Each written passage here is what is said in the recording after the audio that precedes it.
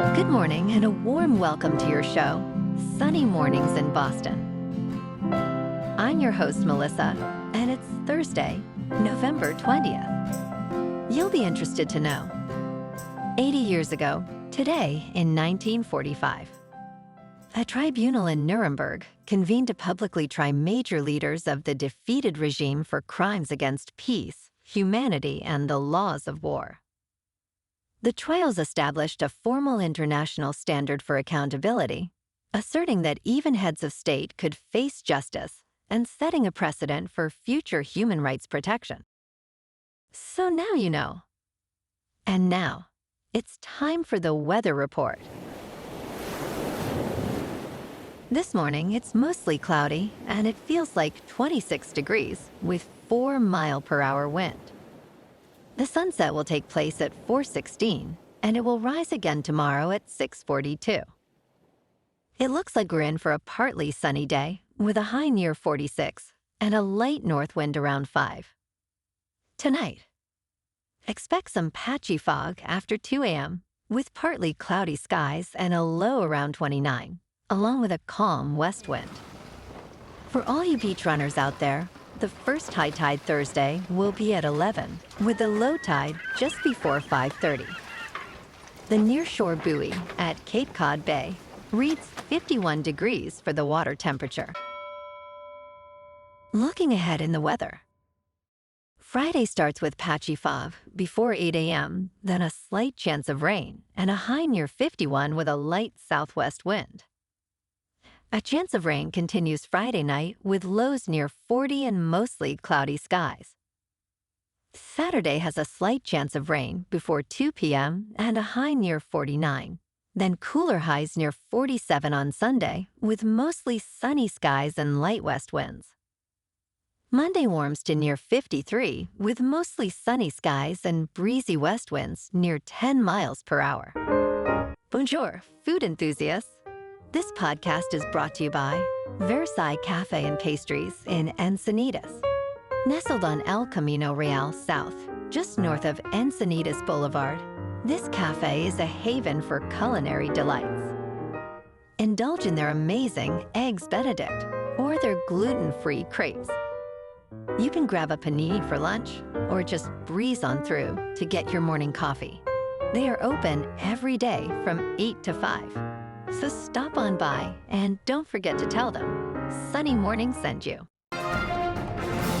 In local news, if you are looking to adopt a dog, MSPCA-Angell is offering an opportunity to do so at a price you can afford. The Massachusetts Animal Welfare Organization announced a Pay What You Can adoption event on Friday and Saturday of this week.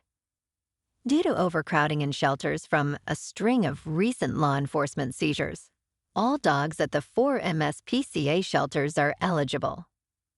The MSPCA stated, "Opening up kennel space means we can keep saying yes to animals who need us most." They added, "If you have been thinking about adopting, this is a great moment."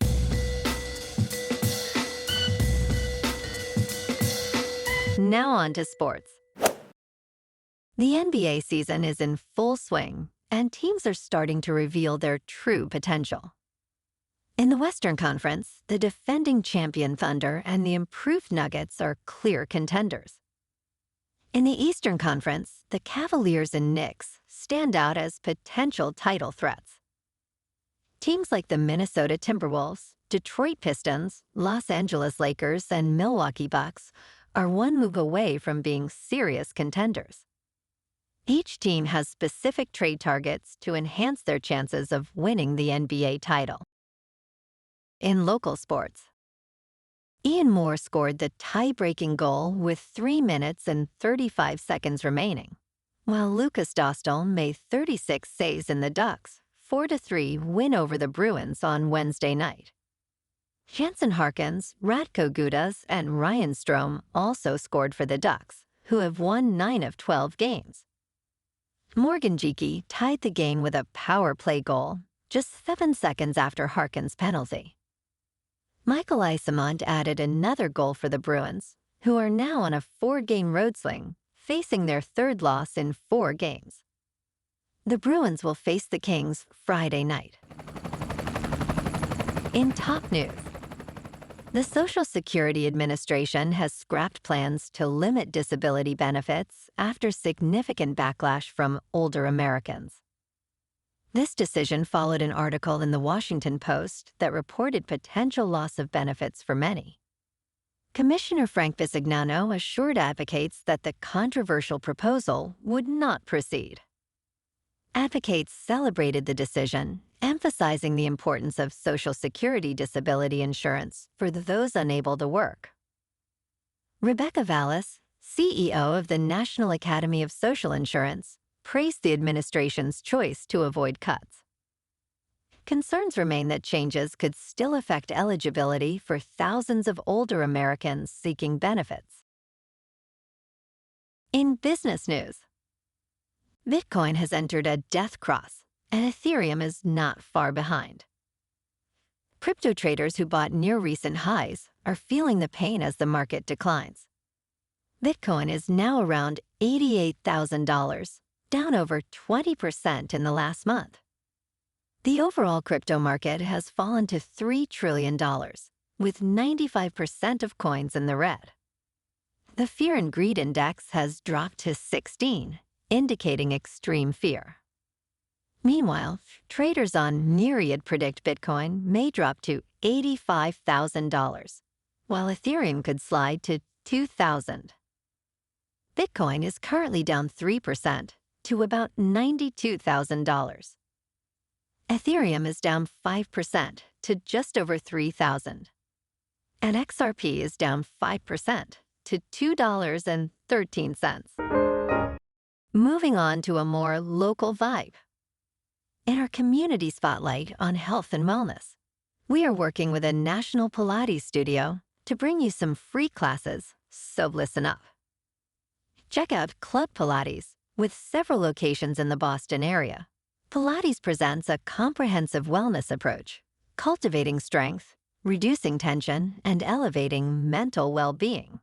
Scientific research affirms its benefits. So now you can check out Club Pilates for a free class. With locations in Canton, Wellesley, Hingham, Brookline, and Framingham, just be sure to tell them Sunny Morning sent you by. And now, back to the show. Let's talk science. A tiny ape-like humanoid may still be living in plain sight, scientists says. Flores, Indonesia is the home of the scientific study of small humans. Retired Professor Gregory Forth continues to proliferate the hope of finding a living Homo floresiensis.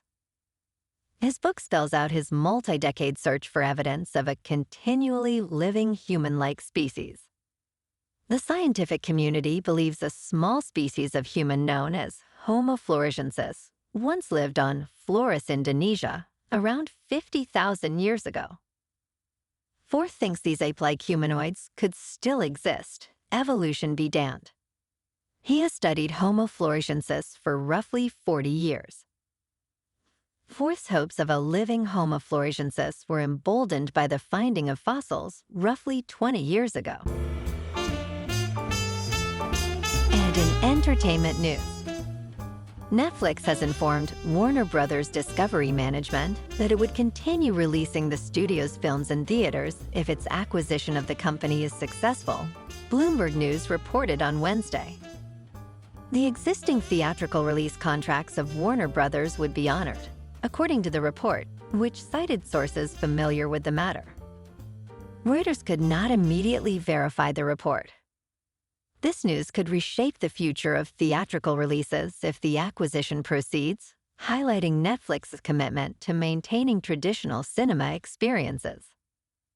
Stay tuned for further updates on this developing story. Well, alrighty, folks, it's time for the quote of the day. And today, our quote comes from the American lawyer and Supreme Court Justice, Robert H. Jackson. And he said, "The ultimate purpose of the Nuremberg trials was to make the law of the future, not merely to punish the past." And that's a wrap for this morning. You can check out our Instagram, YouTube, and TikTok for some captivating aerial videos with local news and the weather reports. Have an amazing day, my good friends. We'll see you tomorrow with another episode of Sunny Mornings in Boston.